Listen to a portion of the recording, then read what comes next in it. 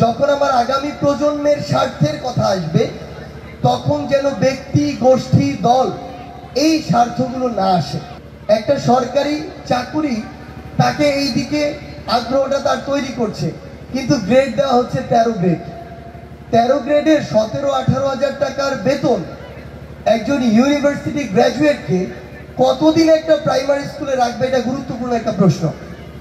So আমরা যদি বর্তমান আর্থসামাজিক প্রেক্ষাপট বিবেচনায় আমরা আমাদের শিক্ষা ব্যবস্থাকে আরো স্ট্রং করতে চাই, আমাদের গোড়াটাকে শক্ত করতে চাই, আমাদের বর্তমানে বাংলাদেশের যে মূল্যস্ফীতির অবস্থা, একজন সন্তানকে পড়াশোনা করানোর যে খরচ, সেই জায়গায় আমরা মনে করি যে আমরা আমাদের শিক্ষা ব্যবস্থাকে সামনের দিকে এগিয়ে নিয়ে যেতে হলে এই সরকারি প্রাইমারি স্কুল এবং সরকারি যে হাই স্কুলগুলো রয়েছে এগুলোর শিক্ষকদের গ্রেড অন্তত 10ম গ্রেডে নিয়ে আসা উচিত।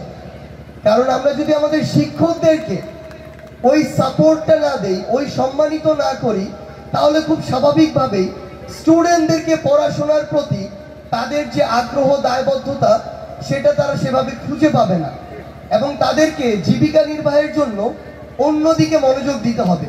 সো দুই দিকে মনোযোগ দিয়ে খুব স্বাভাবিকভাবেই আমাদের স্টুডেন্টদের যে কাঙ্ক্ষিত অগ্রগতি সেটা আমরা দেখতে পাবো না। সো আমরা শুধুমাত্র স্টুডেন্টদের নিয়ে যেমন কাজ করব, আমাদের অবকাঠামোর দিকেও লক্ষ্য রাখতে হবে, আমাদের সম্মানিত যারা শিক্ষক রয়েছেন তাদের দিকেও লক্ষ্য রাখতে হবে। আমরা আমাদের জায়গা থেকে সর্বোচ্চ চেষ্টা করব যে কোনোভাবে হোক, সরকারের জায়গা থেকে হোক কিংবা প্রশাসনের জায়গা থেকে কিংবা রাজনৈতিক ব্যক্তিত্ব যারা রয়েছেন তাদের জায়গা থেকে যেভাবে সহযোগিতা করা যায় আমরা করব।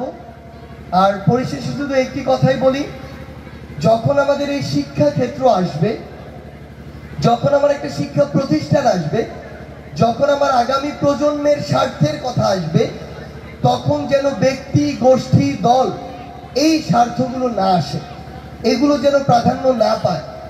কারণ একটা জেনারেশন পুরো একটা এলাকা না, পুরো একটা দেশকে প্রভাবিত করে।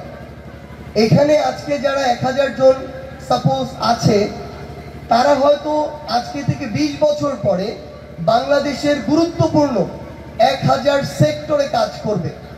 সো তারা যতটা ভালো করবে, তেঁতুলিয়া পঞ্চগড় ততটা ভালো করবে, বাংলাদেশ ততটা ভালো করবে।